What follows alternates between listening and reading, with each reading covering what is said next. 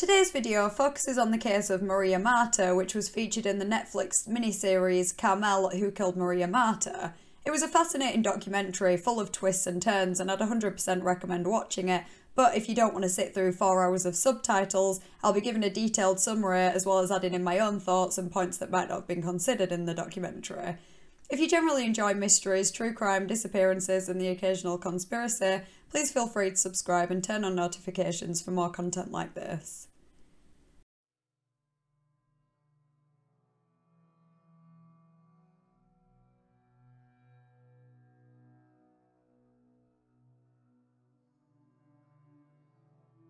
Maria Marta Garcia Belsunce was a sociologist who did a lot of charity work for missing people. At the time of her death, she was 50 years old and lived in a gated community, Carmel, in Argentina.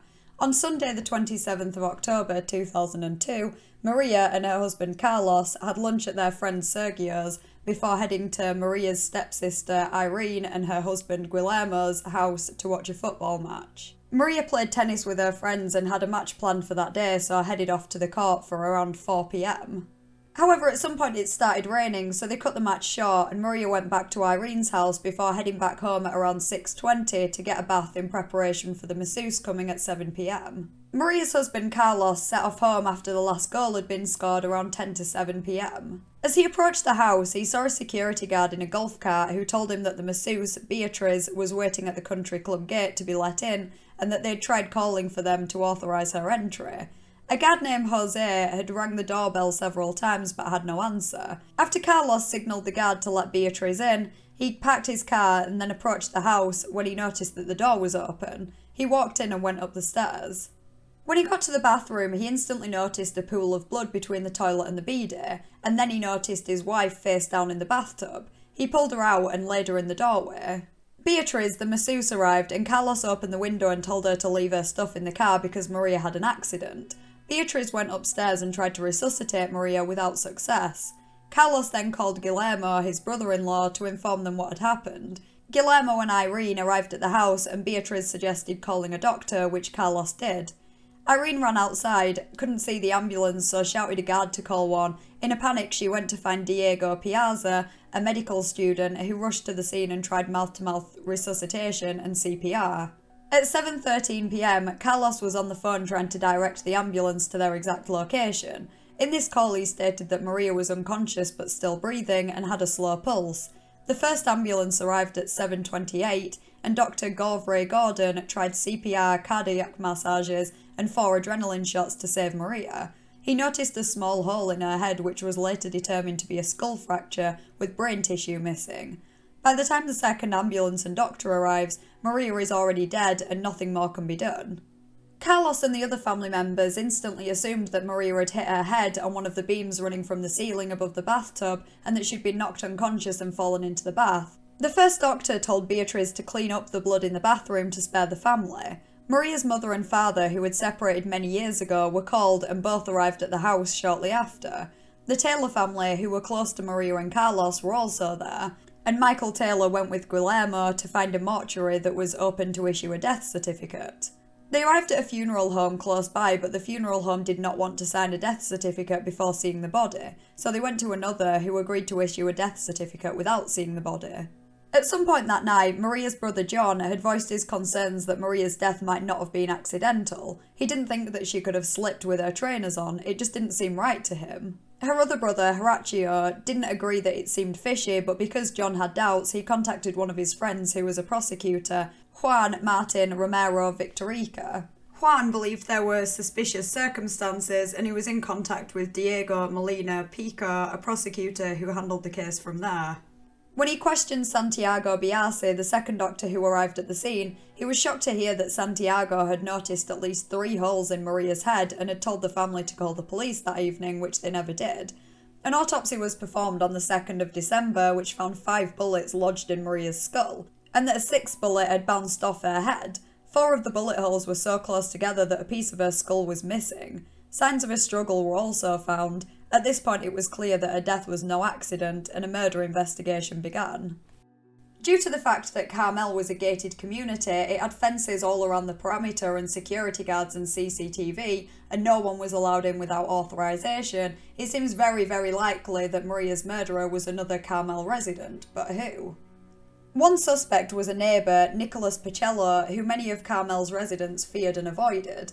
They were sure he was guilty of stealing items from golf clubs to a computer. He wasn't well liked in the area and many people wanted him out. He had a history of violence, though I'm not sure if this was necessarily towards people. The documentary mentioned that his friends said that he would smash up cars when they went clubbing. They did say that he also picked fights, but that's not to say he necessarily attacked people. Maybe he just took the opportunity for a fight when it presented itself. Maria and Carlos had a dog that was stolen and a ransom demanded for his return. They were sure it was Nicholas who stole the dog and they didn't pay the ransom. One theory, whether Nicholas was involved or not, was that Maria had been killed in a burglary gone wrong. Maria took home the lockbox from a nearby charity every day, but when a worker from this charity met with Carlos and went to the home to try and find this lockbox, they couldn't find it anywhere, suggesting that it might have been stolen while Maria was being murdered. Maybe someone had been watching the family for a while and they got to know the schedule and knew when the house was supposed to be empty, so picked a time when they thought no one would be in. Though because Maria's plans had changed that day and she arrived home earlier than she normally would have, maybe she walked into someone stealing from them and she might have even recognised them, and that's why they shot her, to make sure that she couldn't tell anyone. I wouldn't rule out this theory, and I'm not saying nothing similar has ever happened, but I mean, murder is quite a step up from burglary. I'm not sure how scientific this observation might be, but I remember them saying in the documentary that Maria was found face down in the tub, which to me would suggest that she might have been facing away from whoever shot her. The bullet holes were on the left side of her head, but it's not impossible that she could have still been shot from behind, just at an angle. If she was shot from behind, I think it would suggest against the robbery theory. Surely the culprit would rather escape unseen than murder someone. A woman dressed in a pink maid's uniform was seen by neighbours at the scene of the crime. She spent around an hour and a half with the mourners, but no one knew who she was. There were no maids working that day and no one recognised her. A composite sketch was created and Horacio went on TV to show the image to the public. It was pointed out that the sketch strongly resembled Nicholas's wife, though his lawyers denied this claim. Obviously there's no way to know if that really was Nicholas's wife, but even if it was, I don't think that necessarily means he had anything to do with the murder. Maybe his wife worked as a maid somewhere else and was with the mourners either to comfort them or to find out what was going on. If that really was her, and either her or Nicholas had been involved in Maria's death, it just seems even stranger to me that she'd hang around the crime scene for so long after. I mean, what reason would there be for her to do that? After it had been made clear that Nicholas was a person of interest, his mother committed suicide by jumping off the building only a day before she was supposed to be questioned by police. She left a letter to the prosecutors and lawyers blaming Maria's family for her suicide and stating that her son was innocent. She'd provided an alibi for Nicholas, stating that they were shopping at a mall at the time of the murder. However, Maria's family believes that she might have lied for her son and that she killed herself because she couldn't face the truth. On the day of Maria's murder, a group of 4 Carmel residents claimed to have seen Nicholas jogging on the same street they saw Maria riding her bike. The documentary doesn't state the exact time, and Nicholas denies this. I don't think it's a strong piece of evidence against him. One of the residents made it clear that he did not like Nicholas, even referring to him as Voldemort. I'm not saying the witness is lying, but it's not impossible that they could have heard Nicholas was a person of interest and made up their statement to pin it on him and get him out of the community. It's also possible that the witness did see Nicholas jogging at the same time Maria was riding her bike, but that this was either earlier in the day or a different day and that the witness might have misremembered. Maria and Nicholas lived very close to each other, so it's not like it's really incriminating that they were both seen on the same street on the same day. After he was investigated, it was proven that Nicholas was in the capital city at the time of the murder, so he was ruled out as a possible suspect. Another possibility is that Maria was targeted as a result of her work with the charity Missing Children. Horacio did not believe the job was dangerous, though Carlos disagreed. She was interviewed on more than one occasion in relation to the charity, where she suggested how the public could be made more aware of missing children, such as by putting their photos on milk cartons. Maria and her colleagues were well known because of the work they did with the charity. They even sometimes shared their own personal phone numbers with the public on TV. It's possible that she was killed because she knew something incriminating, or maybe even to prevent her finding out anything incriminating. But this is just a theory, there's no evidence to suggest this. Some members of her family didn't even believe that the job was dangerous. If someone who was involved in kidnapping children was going to kill anyone to silence them, you'd think it'd be maybe investigators or even someone higher up in the charity, not just someone who volunteered for it. It just doesn't really make sense why Maria specifically would have been targeted as opposed to any of her colleagues or anyone higher up in the charity. Aside from her work with missing children, Maria was somewhat of a public figure. She regularly appeared on a TV show hosted by her brother Horacio, though no one knows why any member of the public would have any reason to want her dead. And this brings us to the final theory. I'm sure given the details of her death so far, you might be a little bit suspicious of Maria's family. They instantly assumed it was an accident and didn't seem to want an investigation. As soon as Carlos found Maria's body, he called Irene and Guillermo rather than calling a doctor, despite believing that Maria might still have been alive at that point. They arranged for Maria's funeral to be the day after her death, which is quite unusual, and they also looked for a funeral home that didn't want to see the body before signing a death certificate. The bathroom was cleaned shortly after the doctor arrived, which again is kinda suspicious because if there's any chance that this wasn't an accident, they've pretty much just cleaned away evidence there. I don't understand why they'd be in such a rush. I mean, most families would want some time to grieve after something like that happened, especially with it being so sudden and unexpected, but it just seemed like the family just wanted it all over and done with as soon as possible. But there are so many more details that make the family look suspicious. On the note of a death certificate, Diego, the prosecutor, noted that it was fake. The location and cause of her death were wrong. According to that, she had died of non-traumatic cardiac arrest, implying that Maria had just randomly suffered a heart attack, not as a result of an accident or foul play. Considering the funeral home didn't see Maria's body before signing the death certificate, it seems that the only way they could have known how she died was if Guillermo and Michael told them that, or if the doctor called, but then why would the doctor lie about the cause and location of someone's death? Maria had 5 bullets in her head and 1 bullet had bounced off her head. This bullet was actually found by her brother John when her body was moved from the bathroom. He showed it to Horacio and they ended up flushing it down the toilet. They claimed they didn't realise it was a bullet as it was deformed, though Diego noted how they picked it up with a piece of tissue. Why do this if they just thought it was a random piece of metal? When the autopsy showed that Maria had been shot, they told Diego that they'd found this possible bullet and flushed it. After searching the septic tank, they actually managed to find this bullet, and that told investigators that the gun used was a .32 caliber long. Despite the second doctor strongly advising that the family call the police, they not only didn't do this, but they actually told the community guards not to let any police in and to bribe them if need be.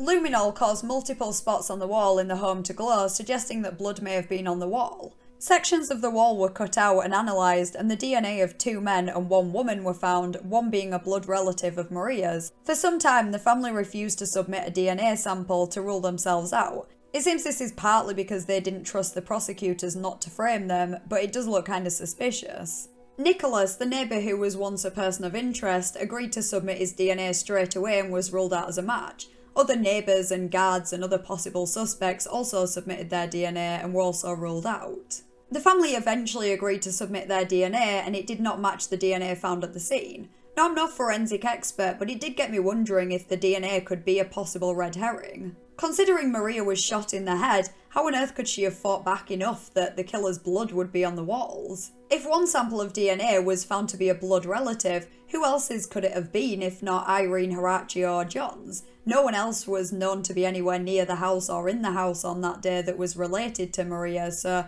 it's a bit of a mystery whose that could even be. I wonder if there's a chance that that DNA could have actually been there a lot longer than just that day. It could have been from days or even weeks ago maybe. I've no idea if that's possible, like if there's any way to tell how long DNA has been on a surface. I mean, I would imagine if so that they would have found that it was from that day, but I don't know, it just kind of makes you wonder if there's no one else that that DNA could belong to. One kind of baffling thing was Carlos's alibi for the time his wife died. He claimed he was with Guillermo watching football, though 2 employees of Carmel's clubhouse claimed that after the time that the first match had finished, but before the time that he claimed he found Maria, he was at the clubhouse, which he denied. Now, this wouldn't prove that he was at home killing his wife, but it would poke holes in the alibi he gave. It's impossible to know if they were telling the truth, but they didn't appear to have a reason to lie, so why would Carlos lie about going to the clubhouse? Surely it'd give him an even stronger alibi. But Carlos's alibi also gave Guillermo an alibi. If Carlos went to the clubhouse after the first match ended, where was Guillermo during this time? Carlos claims that he visited the clubhouse that day but earlier on between 3 and 4 PM, so it is possible that the employees got the wrong time, but there were 2 separate witnesses there who both claimed that he was there between 6 and 7. It's also interesting to note that Carlos apparently didn't like football, so it would be pretty unusual for him to be sat watching football with Guillermo when he didn't even like it. Guillermo's maid stated that she was cleaning up the living room at 6 PM and that it was empty. If she's telling the truth, that means that both men lied about watching the football at this time. I'm not sure if Maria's exact time of death could be definitively proven. I kind of assumed this was just estimated, partly based off Carlos saying that she was still alive, or at least still breathing and had a slow pulse, when he was on the phone to the ambulance. As for a motive, it was suggested that Maria's family might have been involved in money laundering and drug cartels through the Taylor family. The sister of Nora Taylor, a friend of Maria's, could have been a front for the businesses that the Juarez cartel carried out in Argentina. I'm not sure if this was proven or just speculation, so the theory goes that Maria's family used the accounts of the charities she worked for to launder money without her knowing. She could have found out about this and threatened to report them to the authorities, and maybe they killed her to silence her. It's definitely an interesting theory and it would tie together a lot of loose ends, but there just wasn't enough evidence to prove this theory. Carlos admitted that he had broken the law before but never been caught. He mentioned smuggling when he worked on a ship years and years ago, but didn't mention anything more recent. Something that was mentioned very briefly in the documentary but was just kind of glossed over was that there were rumours in the media that Carlos was actually Maria's brother and that Maria was a lesbian. There doesn't seem to be any evidence that actually proves this. I tried to do some more research, even trying to translate Spanish articles, but that turned up nothing, so I think it was just a baseless rumour. The fact that Maria and Carlos never had children was used as a point for this rumour, but the documentary explains that the couple couldn't have kids. At one point Maria wanted to adopt and Carlos didn't, then later Carlos wanted to adopt but Maria didn't. Even if this was true, I'm not really sure how it would give a motive for murder. I mean, let's say that they were not brother and sister and that Carlos had found out that Maria might have had an affair or something like that. Like, yeah, maybe that could have given them a motive. But if he was her brother, why would he have even cared? I'm not 100% sure what it would have been like in Argentina in 2002, but some quick research told me that Argentina has been pretty forward with gay rights. Some cities legalised civil unions between same-sex couples before that was even a thing in the UK, and they also legalised gay marriage before we in the UK did. That doesn't mean to say that gay people wouldn't have faced any kind of discrimination, but it just doesn't seem like there was enough motive for Maria to want to cover up her sexuality so much that she would marry her brother. So some context on all that would have been good in the documentary. It just kind of seemed like it was shoved in there. But I think it was just kind of to prove a point that there were so many crazy rumours circulating thanks to the media. The role the media played in this investigation is pretty interesting. I mean, as with any case, they sensationalised and made up things, but I do feel like, to be fair to the family, that they were guilty in the court of public opinion before they were ever even considered suspects. Evidence aside, I think the family were always going to be the more popular suspects to the public. I mean, which sounds more interesting? A robbery gone wrong or a conspiracy involving half the family? Carlos, Irene and Horacio were very involved in the documentary, with John featuring occasionally and Guillermo only featuring in clips from old TV interviews. Despite evidence making them seem suspicious, it was still quite the plot twist to hear that Carlos was charged with the murder and cover-up. At Carlos's trial, the second doctor, Biasi, testified that when he arrived at the scene, he suspected it was not an accident and advised the first doctor that they should report it, however they never did. Biasi also stated that he didn't believe anyone had given Maria mouth-to-mouth resuscitation because her face was covered in blood. He claimed the first doctor washed her face. Maria's sister, Maria Laura, who was never considered a suspect and wasn't featured in the documentary, testified in court that she went to see her sister's body shortly after her death, and that her father's wife suggested that they change her clothes, but that they didn't do anything else to the body. None of the other family members admitted to tampering with the body in any other way. However, a colleague and a funeral home employee both testified that Maria had her hair and makeup done, despite friends claiming she never wore makeup. It started to look even more suspicious though when doctors revealed that during the autopsy they found it hard to open the holes that were made by the bullets in Maria's head, which is very unusual. It was suggested that the holes might have been glued up, so her scalp was analysed and they actually found traces of a chemical that is present in superglue. So this definitely makes it a possibility that her head was glued up, though it's not conclusive proof. A friend of Maria's testified that Nora Taylor had told her that Carlos had paid not to have an autopsy. Nora disputed this. In fact, the documentary showed both women arguing in court over whether that happened or not. It was almost like Jeremy Kyle or something. I've never seen anything like that happen in a murder trial. While it's impossible to know if this friend was telling the truth, she'd have no reason to lie. She seemed to be one of the only people in the documentary who actually knew Maria and for sure wanted justice for her friend. There was no way she could have been involved. Another interesting thing that came out at the trial is that according to Beatriz, the masseuse, as well as two other witnesses, she did not arrive at the house until 7:20 p.m, despite Carlos claiming that she was there when he called for an ambulance. It's important to note though that in her initial statement, Beatriz corroborated Carlos's version of events, that she arrived just after 7 and that no one but Carlos and Maria were there when she first entered the house. The prosecution went with the theory that Carlos, Irene and Guillermo were all at the house at the time of Maria's murder and that Carlos likely pulled the trigger. They analysed the ambulance call and actually managed to amplify the background noise where they heard at least one woman and one man talking in the background. Phrases were heard such as, touch her, you'll see, hold her, she's dead, someone's coming, close the door. The prosecution believes that this is clear evidence that Maria was dead at the time of the ambulance call and that they tampered with the body. Carlos claimed that the phrases were misheard and that no one said those things. However, he also claimed that he only heard Guillermo in the background of the call, which is pretty odd because there at least sounds to be two different voices, one of which sounds to be from a woman. I don't speak Spanish, so I can't really give my interpretation of the call or what might have been heard in the background, but if anyone watching this does speak Spanish, I'd be really interested to hear if you could make out any of those phrases. Or if you hear anything else, please feel free to clarify in the comments. Regardless, you'd think it'd be pretty unlikely that Maria was alive at the time of that call. I mean, she'd been shot 6 times in the head and then been dragged out of the bathtub. I don't think there's any way that she could have still been alive, even though Carlos said that she was on the phone. After both the defence and the prosecution had argued the sides, a verdict was decided. Carlos was acquitted of murder but sentenced to 5 years and 6 months for covering up the murder. The prosecution appealed for the murder charge to be reconsidered, and 2 years later, Carlos was sentenced to life imprisonment for the murder of his wife.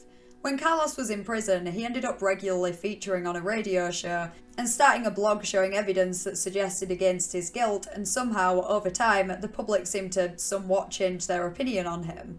The family appeared on TV in interviews where they pointed out things that had been glossed over in the investigation, such as the fact that the security alarms were off that day and that an unknown car with a fake license plate got into the area. The family, as well as the first doctor and the masseuse, were charged with the cover-up of Maria's murder, and shortly before the trial, Irene was arrested for Maria's murder. Beatriz was acquitted, but everyone else apart from Irene was found guilty of covering up Maria's murder. However, they paid bail and were released in 15 days. In Argentina, prisoners who were aged over 70 or who were terminally ill can apply for house arrest, which is what Carlos did, and he was granted that. After appealing for his conviction to be overturned, some new evidence came to light which actually helped Carlos's case. It was determined in the autopsy that Maria had suffered fractured ribs, though this was determined to be from the CPR after she had died. The fractured ribs had no blood in between them, which showed that she'd actually been murdered at least an hour before, so around 6:30 p.m. Depending on who you believe, Carlos was either with Irene and Guillermo at that time or at the clubhouse, but either way he was not at home. And this is where the confusion surrounding the alibi comes back into play. The prosecution had used the employees of the clubhouse to testify that Carlos was there rather than at Guillermo's to show that he was lying about where he was. So this kind of all collapsed in on itself and backfired in the end, because if Maria died at 6:30 p.m, this was when Carlos was at the clubhouse according to the prosecution, so he couldn't have been guilty of the murder. The prosecution had kind of just backed themselves into a corner at this point because of the clubhouse alibi. But does this necessarily mean that there's no way that Carlos could be guilty of murdering his wife? I don't really think so. Remember, Guillermo's maid said that the living room was empty at 6 p.m. Precisely 6 p.m, she knew because the radio beeped. What if Carlos, and potentially Guillermo, maybe Irene too, left just before 6, went back to Carlos's home to murder Maria, and then Carlos goes to the clubhouse while Guillermo and Irene dispose of the gun? They did say that Maria died at least an hour before, so around 6:30 p.m, let's assume 6:30 is a late estimate. If it was 6:15 or 6:20, that could still give Carlos time to go to the clubhouse and come back for just after 7. So I don't think this revelation proves the family's innocence, I think it just disproves the prosecution's exact timeline of events. But it also brings another question. If she was definitely dead at 6:30 p.m. or even earlier potentially, why on earth would Carlos say on the phone that she was still breathing and had a faint pulse? I mean, what reason would he have to lie? Regardless of these unanswered questions, after 7 years imprisonment, Carlos was finally a free man. He hasn't officially been acquitted, but Carlos thinks that this is because he would then be able to sue the prosecution for wrongful conviction. The first doctor was acquitted of cover-up charges in 2015, Horacio, John and Sergio, the neighbour, were acquitted in February 2020, Guillermo died in 2014 before he could be acquitted, and Irene was never subjected to a trial. The prosecution were criticised for failing to establish a clear motive. They didn't rely on the money laundering theory because there wasn't enough evidence to support it. They acknowledged that had they looked more into Maria's personal life, they may have found more that could suggest why Carlos and other family members might have wanted her dead. But as Diego pointed out, if he could legally tie the family to Maria's murder, he didn't really need to explain why, as long as he could prove it happened. After Carlos was acquitted, it seems that the eye was back on Nicholas Pacella. For some time after he was called as a witness in the trial, it seemed that Nicholas had sorted himself out. He made a name for himself in poker. However, he was arrested along with other people who attended a party for selling drugs. There was even another investigation that was quite similar to Maria's case. In 2017, he was arrested on suspicion of burglary in another gated community, but as far as I'm aware, there was no murder involved in this. A new trial will be held with Nicholas being the main defendant as well as 2 watchmen, so we can possibly expect to see some developments in the not too distant future. As for my personal thoughts, I do think that Carlos was probably involved in his wife's murder. Whether or not he actually pulled the trigger, which I think he did, I still think he was involved in some way. There are just far too many suspicious details to overlook, and even the details that supposedly prove his innocence to me only really disprove the prosecution's exact version of events. It doesn't make him actually innocent. The DNA evidence not matching Carlos or any of the other family members is really quite baffling, but I can only assume that for some reason it wasn't reliable because it didn't match Nicholas either. And yet Nicholas is set to be tried for Maria's murder, so if the DNA doesn't get him off the hook, I don't know how it gets Carlos off. Regarding Nicholas, I don't doubt for a second that he was a criminal. I think he probably did steal Maria's dog and probably wasn't a very nice person at all, but all the evidence tying him to her murder is just circumstantial at best. He's been in trouble for burglaries before, and just to go from robbing people to murdering them and then back to robbery, it just doesn't really seem right. I think Carlos and Guillermo are much likelier suspects, but I think the prosecution kind of messed it up a little bit by casting the net too wide by accusing them all. I could totally buy that John and probably Horacio had nothing to do with the murder at all. I mean, the things that they did that were kind of suspicious, such as John flushing the bullet, I think those kind of things can just be explained by them not even for a second considering that Maria might have been murdered. And of course they wouldn't have wanted to believe that one of the family members might have done it. The fact that John was the one to suggest an investigation just makes it even less likely that he had anything to do with it. I mean, had he never said anything, it had probably just gone down as an accident and case closed. I am a little bit less sure about Horacio, but I do genuinely believe that John had nothing to do with it.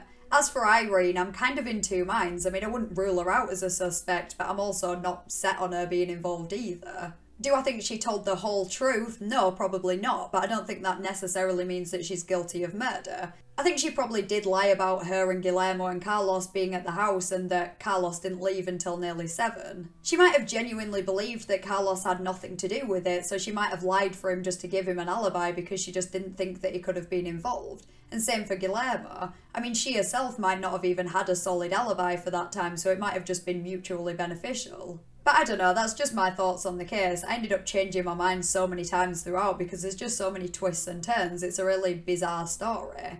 I think I've included every detail I thought was worth mentioning from the documentary, hence this video's turning out to be so long, but I would still recommend giving it a watch if you don't mind subtitles. It is interesting to see the story told from the suspect's perspective, as well as scenes from the trial and reconstructions. It's pretty rare to see a documentary where the family's so involved, but they were also considered suspects. It doesn't seem to shy away from any of the evidence that might make them look guilty though, so I do think it is kind of relatively unbiased and it's honestly just a really good watch. I'd love to hear your thoughts and theories in the comments. Do you think the family was involved or do you think it might have been someone else? What do you think will happen in Nicholas's upcoming trial? If you enjoyed the video, please consider liking and subscribing. Thanks for watching and I'll see you next Thursday in a new video.